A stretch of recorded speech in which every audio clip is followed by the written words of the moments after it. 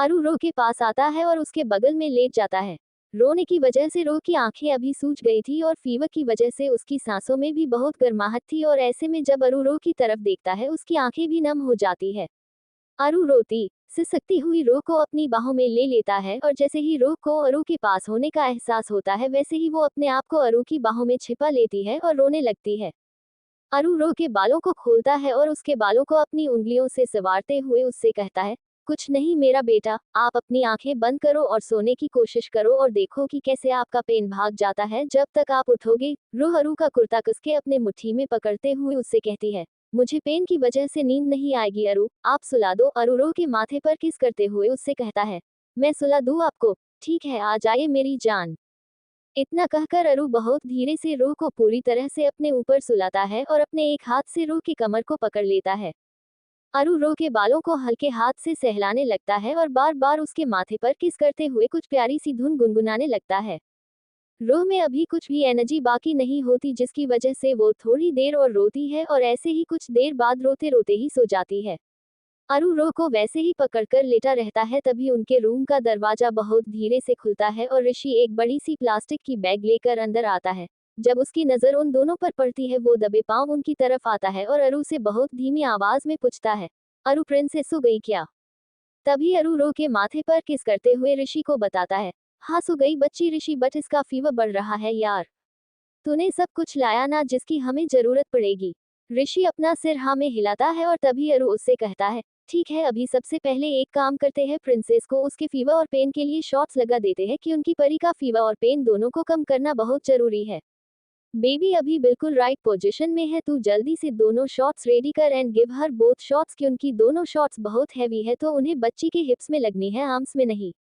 अरु की बात सुनकर ऋषि जल्दी से वो शॉट्स रेडी करता है और फिर अरु की तरफ देख उसे इशारा करता है। ऋषि का इशारा मिलते ही अरु रो की कमर पर अपनी पकड़ थोड़ी स्ट्रॉन्ग करता है जिसकी वजह से रो हिले नहीं और अपने दूसरे हाथ को अरु रो की बैक के सपोर्ट में रखता है। ऋषि बहुत धीरे से रो का शॉट और उसकी पैंटी नीचे करता है और फिर झट से रो के एक हिप में वो इंजेक्शन लगा देता है। जैसे ही रो को नीडल सुई का शार्प पेन फील होता है वो अपने पैरों और कमर को हिलाने की कोशिश करती है पर अरु ने उसे इस तरह से पकड़ा होता है कि थोड़ा सा हिलना भी रो के लिए मुश्किल हो जाता है। इतने में ही ऋषि रो की दूसरी हिप में दूसरा इंजेक्शन भी लगा देता है जिसकी वजह से रो की चीख निकलने लगती है। अरु झट से उस जगह पर रब करने लगता है तो ऋषि को भी रो को ऐसे देख सच में बुरा लगता है। अरु रो का शॉट ऊपर करते हुए रो से कहता है, शो हो गया मेरी जान, देखो कितना स्ट्रॉन्ग बेबी है मेरा, है ना ऋषि? तभी ऋषि रो के पास आकर पीछे से उसके बालों पर किस करता है और अरु से कहता है, हाँ बिल्कुल ठीक बोला तूने, हमारी प्रिंसेस तो सबसे ज्यादा स्ट्रॉन्ग है। ऐसे ही वो दोनों रो से कुछ प्यारी प्यारी बातें करते हैं और इंजेक्शन के असर की वजह से रो भी अभी सो जाती है और रो को सोता देख अरु धीरे से रो को बेड पर सुलाता है और वो दोनों ऋषि और अरु प्रो की ट्रीटमेंट में लग जाते हैं। ऐसे ही कुछ टाइम बीत जाता है और तभी वो दोनों रूम से बाहर आते हैं और देखते हैं कि पूरी फैमिली वहां उनके इंतजार में बैठी हुई होती है।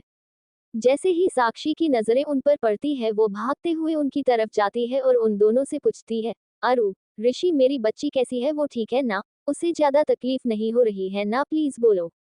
तभी अरु साक्षी को अपने गले से लगा लेता है और उससे कहता है, आंटी प्लीज आप पहले रोना बंद करो तभी मैं आपको प्रिंसेस के बारे में बताऊंगा।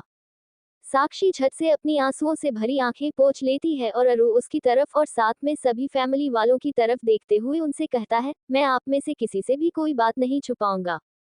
प्रिंसेस की हालत अभी के लिए तो ठीक है पर पूरी तरह से नहीं। जैसे कि मैंने आप सबको बताया था कि मुझे इस बात का शक है कि प्रिंसेस की टुटरस में तकलीफ हो सकती है और जो मैंने कहा वो सच था। उसे अचानक से पेल्विक में इतना दर्द होना, इस पर उल्टियां, फीवर और ये सब सिम्टम्स देखने के बाद तो इन सब से मैं ये साफ साफ बता सकता हूँ कि baby is having lumps in her ovaries. अगर मैं मेडिकल लैंग्वेज में बताऊँ तो there is chances of ovarian cyst, जो भले ही अभी कॉमन है पर प्रिंसेस के लिए ये भी किसी बड़े खतरे से कम नहीं है क्योंकि उसका स्टमक बहुत वीक है और अभी कुछ भी हैंडल करने की हालत में नहीं है। उन जानवरों की वजह से उसकी कंडीशन और भी ज्यादा कमजोर हो गई है और मुझे इस बात का डर है कि उनके बेबी के पेट पर मारने की वजह से परी को इंटरनल वाउंड्स हुए हैं जिस पर ना तो उन लोगों ने और ना ही उस बच्ची ने ध्यान दिया। हमें परी के पूरे टेस्ट कराने होंगे जिससे सब कुछ साफ साफ पता चल जाएगा और फिर हम आगे की ट्रीटमेंट कर सकते हैं जो बिल्कुल भी इजी नहीं होगी। अरु की बात सुनकर दादी अपने आंसू पोंछते हुए कहती है, क्या किस्मत दी है वाहेगुरु जी ने उस नन्ही सी जान को कि इतना सब कुछ झेलने के बाद भी दर्द और तकलीफ उसका पीछा ही नहीं छोड़ रही। किसी न किसी बहाने से उसे तकलीफ मिलनी ही है, पर मानना पड़ेगा बहुत बहादुर है बच्ची, क्योंकि इतनी तकलीफ सहना कोई साधारण सी बात नहीं है। हमारी परी है तो छोटी सी, पर उसकी हिम्मत बहुत बड़ी है जिसने उसे आज तक जिंदा रखा है। मुझे ना अभी उस पर बहुत गर्व महसूस हो रहा है कि वो हमारे घर मल्होत्रा और कपूर की बच्ची है। तभी दादी कपूर फैमिली ऋषि और सिया की तरफ देखते हुए उनसे कहती है, भले ही तुम सबका उससे खून का नहीं पर दिल का रिश्ता है जो खून के रिश्तों से कहीं ज्यादा बढ़कर होता है, और हमारे मल्होत्रा फैमिली में तो उसे आना है जो बहुत जल्द उसकी अपनी फैमिली बन जानी है। तभी दादी अरु की तरफ देख उससे कहती है, आज तूने एक बार फिर से ये साबित कर दिया पुत्र कि तेरा दिल कितना साफ है। तूने एक खरा हीरा चुना है अपने लिए, और आज मैं खुद तुझसे ये वादा करती हूँ कि अगर मल्होत्रा खानदान की सबसे छोटी बहू कोई बनेगी तो वो सिर्फ और सिर्फ परी ही बनेगी। उसके अलावा ना कोई तेरे लाइफ में आएगा और ना ही हमारे घर में जो उसकी जगह ले सके। दादी की बात सुनकर अरु दादी के सीने से लग जाता है और अपनी गीली आंखों से दादी की तरफ देख उससे कहता है, थैंक यू दादी। मैं आपसे प्रॉमिस करता हूँ कि मैं प्रिंसेस को कभी खुद से अलग नहीं करूंगा और उसका पूरा ध्यान रखूंगा। वो सब अरु की बातें ही सुन रहे होते हैं कि तभी जॉन अरु के पास आता है और उसे बताता है, सर बाहर वो कमीना रवि आया है और अंदर आने की जिद कर रहा है। जॉन की बात सुनते ही सबकी जेंट्स आंखों में आग दिखाई देने लगती है, तो वही अरु की आंखों में खून उतर कर आता है और वो पूरी तरह से अपने सबसे बुरे और खतरनाक हैवान वाले रूप में बदलता है। अरु सभी लेडीज की तरफ देख उनसे कहता है, आप लोग यही रहो, बाहर नहीं आना। अरु की बात मानते हुए सब अंदर ही रुकते हैं, तो वही सभी जेंट्स अरु और जॉन के साथ बाहर की तरफ चले जाते हैं। जब वो सब बाहर की तरफ आते हैं तभी उनकी नजरें रवि पर पड़ती है, जो अभी अरु के गार्ड्स की पकड़ से छुटने के लिए झटपटा रहा होता है। पर उसे ऐसे देखकर अरु अपने शैतानी रूप में आ जाता है और चिल्लाते हुए अपने गार्ड से पूछता है, क्या हो रहा है यहाँ। अरु रवि की तरफ देख उससे कहता है, और तू एक बात याद रख, ये घर है, कोई सड़क नहीं जहाँ तू अपना तमाशा दिखा रहा है। अरु की बात सुनते ही रवि जैसे तैसे अपने आप को गार्ड्स की पकड़ से छुड़ाता है और अरु की तरफ आता है। रवि बिना कुछ सोचे समझे अरु का कॉलर पकड़ता है, पर जैसे ही वो अरु के कॉलर को पकड़ता है अरु के सारे गार्ड्स जॉन के साथ अपनी अपनी गन निकालते हैं रवि को मारने के लिए, पर अरु उन सबको इशारा करता है जिसकी वजह से वो रुक जाते हैं। तभी रवि अरु से बौखलाए हुए आवाज में कहता है, मेरी बेटी कहाँ है, तुमने ही कुछ किया है ना, उसके साथ बोलो। वो कल से घर नहीं आए और ना ही किसी को पता है उसके बारे में। मुझे पूरा यकीन है कि इसके पीछे सिर्फ और सिर्फ तुम्हारा ही हाथ है। बताओ कहाँ है मेरी बेटी। रवि की बात सुनकर अरु झटके से उसके हाथों से अपनी कॉलर छुड़ाता है और उससे कहता है, तूने मेरा कॉलर पकड़ा, इसकी सजा तो तुझे मिलेगी ही, क्योंकि मेरे कॉलर को हाथ लगाने की परमिशन मैं किसी को नहीं देता, तो तूने कैसे किया हा। इतना कहते ही अरु रवि का दाहिना हाथ पकड़ता है और उसका हाथ इस तरह से मरोड़ता है जिसकी वजह से उसके हाथ से कुछ क्रैक होने की आवाज आती है और उसका हाथ टूट जाता है। रवि दर्द की वजह से चीखने लगता है और तभी अरु रवि को अपनी फेमस डेविल स्माइल देते हुए उससे कहता है, अभी रही बात तेरे बेटी की, तो हाँ, उसके अचानक से गायब होने के पीछे मेरा सिर्फ हाथ नहीं बल्कि पूरा का पूरा मैं ही हूँ। मैंने उसे उस जगह पहुंचाया है जहां वो डिजर्व करती थी, और अभी तू भी वही जाएगा अपनी बेटी के पास। अरु की बात सुनते ही रवि अरु से घबराते हुए पूछता है, कहाँ है मेरी बच्ची, बोलो ना। तभी माही रवि को बताता है, तेरी बेटी तो इस दुनिया से, माही ऊपर की तरफ इशारा करता है, उस दुनिया में चली गई। इस पर रवि डरते हुए उनसे कहता है, नहीं, तुम सब झूठ बोल रहे हो, पता है मुझे ये सब तुम्हारी प्लानिंग है। तभी अरु उससे कहता है, हम में से कोई कभी भी झूठ नहीं बोलता, और उस लड़की के लिए तो बिल्कुल भी नहीं। तभी अरु गुस्से में चीखते हुए रवि से कहता है, जान लेने की कोशिश की थी उस लड़की ने मेरे बच्ची की, उसे चोट पहुंचाना चाहती थी वो, तो ऐसे में मैं कैसे छोड़ देता उसे, इसलिए मार डाला उसे, क्योंकि जो भी मेरे बेबी की तरफ आंख उठा के देखेगा उसे तो उसकी जान से हाथ धोना ही पड़ेगा ना। अरु की बात सुनकर रवि भी गुस्से और नफरत की आग में जलते हुए अरु से कहता है, उस लड़की के लिए तुमने मेरे बेटी की जान ले ली, और उस लड़की में ऐसा क्या है, हाँ, मैं उसे जान से मार दूंगा जिसकी वजह से मेरी बेटी चली गई, और तुम सबको सलाखों के पीछे पहुंचाऊंगा। रवि की बात सुनते ही पार्थ हंसते हुए उससे कहता है, तुझे जो करना है कर ले, जहां जाना है जा, पर एक बात ध्यान रख कि कोई हमारा और स्पेशली अरहान मल्होत्रा का कुछ नहीं बिगाड़ सकता। पूरी दुनिया जिसके नाम से कांपती है उसे तू खोखली धमकियां दे रहा है। तभी अरु रवि की तरफ देख उससे कहता है, तू कुछ नहीं बिगाड़ सकता मेरा, क्योंकि उसके लिए तुझे जिंदा रहना होगा, और जो तूने परी के साथ किया है, और तेरी वजह से आज वो छोटी सी बच्ची जो भुगत रही है उसकी सजा तो तुझे मिलेगी और मेरे हाथों ही मिलेगी। अरु रवि को अपने फेमस सॉलिड किक और पंचेस देता है और उससे कहता है, तेरी वजह से उसकी जिंदगी बद से बदतर हो गई। You are the sole reason behind her each and every pain. तेरे बेटी को तो मैंने बहुत आसान मौत दे दी, पर तुझे तो मैं तड़पा तड़पा के मारूंगा, याद रख।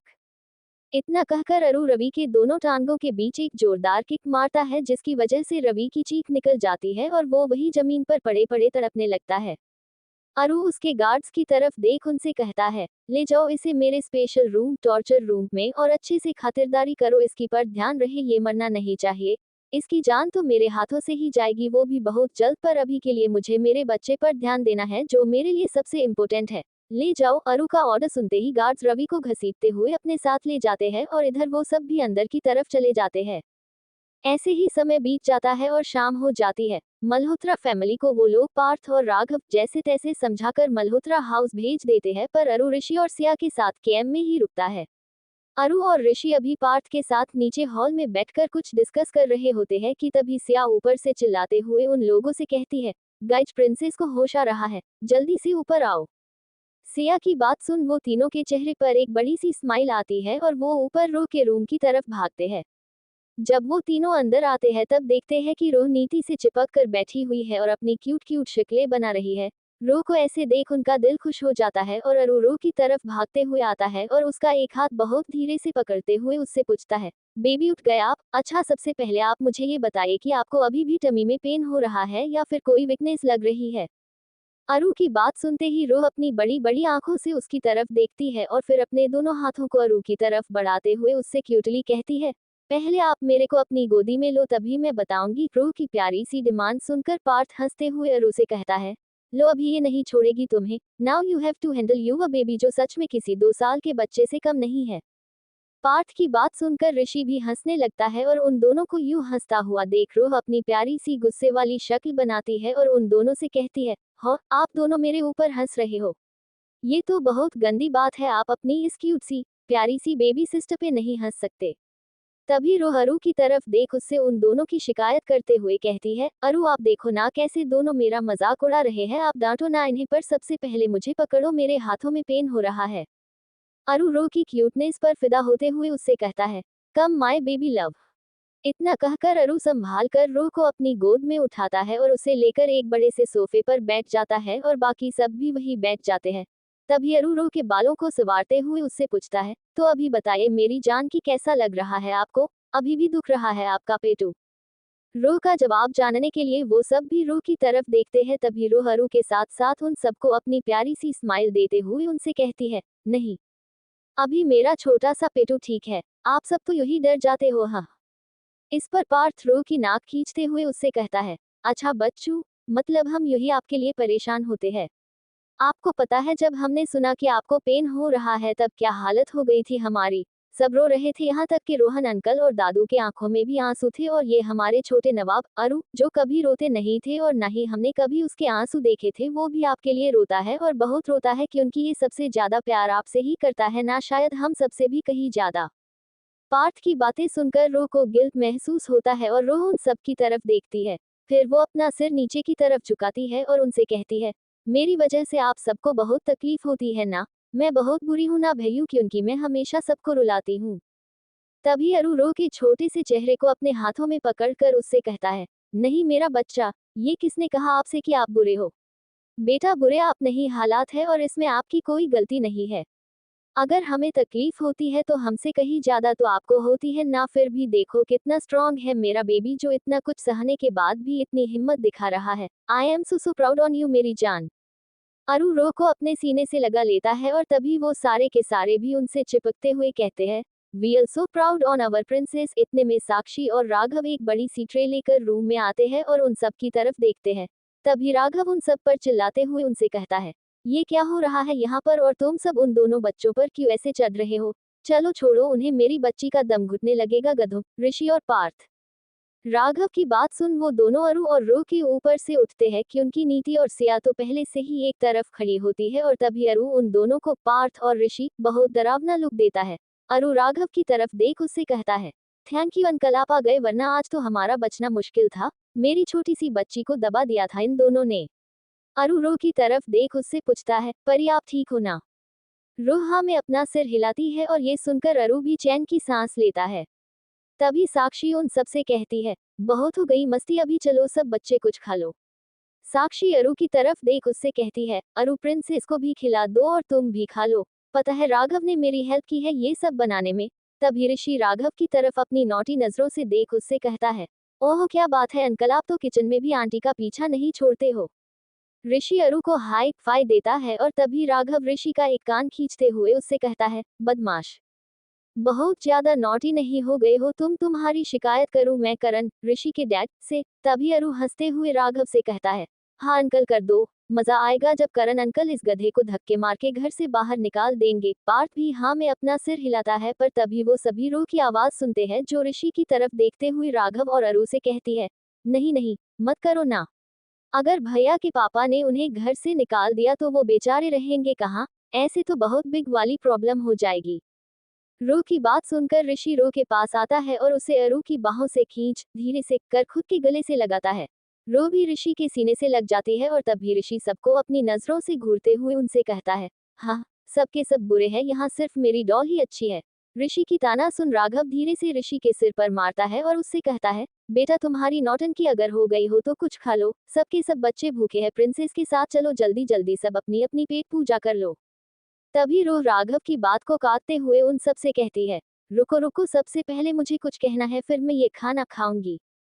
रूह अरु की तरफ देखते हुए उससे सीने से चिपक जाती है और बड़ी ही स्वीट सी आवाज में उससे कहती है, अरु आपने बोला था ना कि आप मेरी हर विश पूरी करोगे, तो मुझे ना एक चीज के लिए परमिशन चाहिए आपसे, प्लीज प्रिटी प्लीज। तभी नीति कंफ्यूजन के साथ रूह से पूछती है, बेबी आपको हमारी परमिशन नहीं चाहिए। रूह झट से ना में अपना सिर हिलाती है और सब चौंक जाते हैं। तभी नीति रूह से फिर एक बार पूछती है, क्यों? इस पर रूह अपनी बड़ी सी स्माइल के साथ नीति से कहती है, क्योंकि मुझे पता है आप सब झट से मान जाओगे पर अरु मना करेंगे, इसीलिए मुझे इनकी परमिशन चाहिए। तभी अरु अपनी एक भौं उठाकर रूह की तरफ देखता है और उससे पूछता है, ऐसा क्या चाहिए आपको बेबी जिसके लिए मैं आपको मना करूंगा, ऐसा आपको लग रहा है? तभी रूह अपनी पलकें झपका कर अरु से थोड़ा डरते हुए कहती है, वो अरु मुझे कल से कॉलेज जाना है। देखिए ना, मैं तो सिर्फ एक ही दिन गई और फिर दूसरी बार जब मैं गई तब आपको तो पता है ना क्या हुआ था, और उसके बाद मैं गई ही नहीं। मुझे अभी कंटिन्यू जाना है ना कॉलेज, प्लीज आप मुझे जाने दो। बाबा जी प्रॉमिस, वहाँ मैं अपना पूरा ख्याल रखूंगी, और फिर दिदू भी तो होगी ना वहाँ, तो आप उनको भी बोल देना, बट मुझे जाने दो प्लीज अरु। रो की बात सुन अरु थोड़ी देर के लिए सोच में पड़ जाता है और उसे ऐसे देख रो का चेहरा भी उतर जाता है।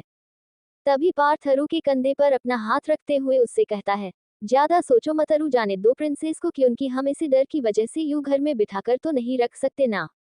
हाँ इसकी हालत ठीक नहीं है, पर तुम चिंता मत करो, वहाँ पंखू होगी और हमारे गार्ड्स भी होंगे प्रिंसेस के लिए जो इसका ध्यान रखेंगे। देखो बच्चे, हम कैद नहीं कर सकते परी को, लेट हर फ्लाई, और अगर कुछ गड़बड़ लगी तो उसके लिए हम सब है ना। परी का करियर भी बहुत जरूरी है हमारे लिए, और तुम ही बताओ कि तुम्हें इसे खुद के पैरों पर खड़ा करना है ना। अरु हाँ में अपना सिर हिलाता है, तो बस हाँ बोल दो, देखो कैसे उदास हो गए हमारी जान अरु। अरु रो की तरफ देखता है जो अभी नीचे की तरफ देख रही होती है। अरु रो के माथे पर किस करता है और उसका फेस ऊपर की तरफ उठाते हुए उससे कहता है, आप मुझे प्रॉमिस करो कि अगर कुछ भी गड़बड़ लगे या फिर आपको टमी में पेन हो तो आप तुरंत मुझे कॉल करोगे, और अगर मैं आपका फोन ना उठाओ तो भाभी पंखू को बोलोगे, राइट? रो झट से अपना सिर ऊपर नीचे हिलाते हुए उससे कहती है, ये पक्का प्रॉमिस अरु, तो क्या मैं कल से कॉलेज जा सकती हूँ? अरु हाँ में अपना सिर हिलाता है और उसकी हाथ सुन के रोह उसकी गोद में उछलने लगती है, जिसकी वजह से अरु डर जाता है और रोह की कमर कस के पकड़ लेता है। अरु रोह को अपनी नजरों से घूरते हुए उससे कहता है, ये क्या कर रहे थे आप शैतान, अगर गिर जाते तो? बस मस्ती करनी होती है आपको, और ऐसे में आप सच में अपना ध्यान रखोगे? मुझे तो डाउट आ रहा है। तभी रोह अपना एक कान पकड़ते हुए अरु से कहती है, अरु देखो मैं सॉरी हूं ना, और मैं फिर से ये नहीं करूंगी सच्ची। रो की प्यारी सी शक्ल देखकर अरु हंसने लगता है और उसे पूरी तरह से अपनी बाहों में कैद करता है और उसके माथे पर एक डिप किस करते हुए कहता है, मेरा नॉटी बेटा, अच्छा अभी चलो जल्दी से, let me fill your tummy, भूख लगी होगी ना आपको। रोहा में अपना सिर हिलाती है और अरु उसे खाना खिलाना शुरू करता है और साथ में वो सब भी खाते हैं। कुछ देर बाद रोह सिया और नीति के साथ रूम में होती है, तो उन तीनों को छोड़कर बाकी सब नीचे हॉल में बैठे होते हैं। तभी राघव अरु की तरफ देख उससे पूछता है, अरु कहाँ खोए हुए हो बेटा, कुछ सोच रहे थे तुम? इस पर अरु राघव को जवाब देते हुए उससे कहता है, हाँ अंकल, मैं प्रिंसेस के लिए कुछ सोच रहा था। अरु की बात सुन ऋषि अरु से पूछता है, क्या कुछ प्रॉब्लम है अरु? तभी अरु ऋषि के साथ साथ उन सबको बताता है, जैसा कि मैंने आप सबसे कहा था कि मुझे बेबी के पूरे टेस्ट कराने होंगे, बट प्रॉब्लम ये है कि हॉस्पिटल का नाम सुनते ही वो घबराने लगती है। आज भी मुझे वो दिन याद है जब फर्स्ट टाइम परी हॉस्पिटल में आई थी। बहुत ज्यादा डरी सहमी सी थी वो बच्ची और आज भी उसे उतना ही डर लगता है, तो मुझे ये समझ में नहीं आ रहा है कि मैं उसे हॉस्पिटल कैसे ले जाऊंगा। हॉस्पिटल का नाम सुनकर ही वो मुझसे दूर भाग जाएगी। अरु की बात सुनते ही सबके सब भी टेंशन में आ जाते हैं और राघव अरु से कहता है, हाँ तुम बिल्कुल ठीक कह रहे हो अरु, इसके बारे में हमने सोचा ही नहीं, अभी क्या करेंगे? तुम्हारे पास कोई रास्ता है इसके लिए? तभी अरु राघव की तरफ देख उसे बताता है, हाँ है अंकल। जैसे कि बेबी ने थोड़ी देर पहले हमें बताया कि उसे कॉलेज ज्वाइन करना है, तो हम एक काम कर सकते हैं। अभी के लिए उसे टेस्ट और हॉस्पिटल वाली बात से दूर रखते हैं और कुछ एक हफ्ते बाद जब उसका ध्यान पूरी तरह से उसकी स्टडी और कॉलेज की तरफ बढ़ जाएगा, तब कोई ना कोई ट्रिक यूज करके हमें उसके टेस्ट कराने होंगे, क्योंकि इतनी आसानी से वो मानेगी तो नहीं। मुझे ना सच में डर लग रहा है, अगर बाबाजी ना करे कॉलेज में कुछ हो गया या फिर उसका पेन बढ़ गया तो हम क्या करेंगे? सच बताओ तो मेरा दिल नहीं मान रहा था उसे परमिशन देने के लिए, पर ये बात उसकी खुशी से जुड़ी है जिसे मैं किसी भी हालत में उसे मना करके उससे उसकी खुशी छीन नहीं सकता। अभी भी मेरा दिल नहीं हो रहा है, पर मेरी बच्ची की खुशी के लिए मैं रेडी हूँ। ये बात मैं अभी अरु ऊपर की तरफ देखता है, उन पर वाहेगुरु जी छोड़ता हूँ, उन्हें जो ठीक लगे वो बाबाजी करेंगे।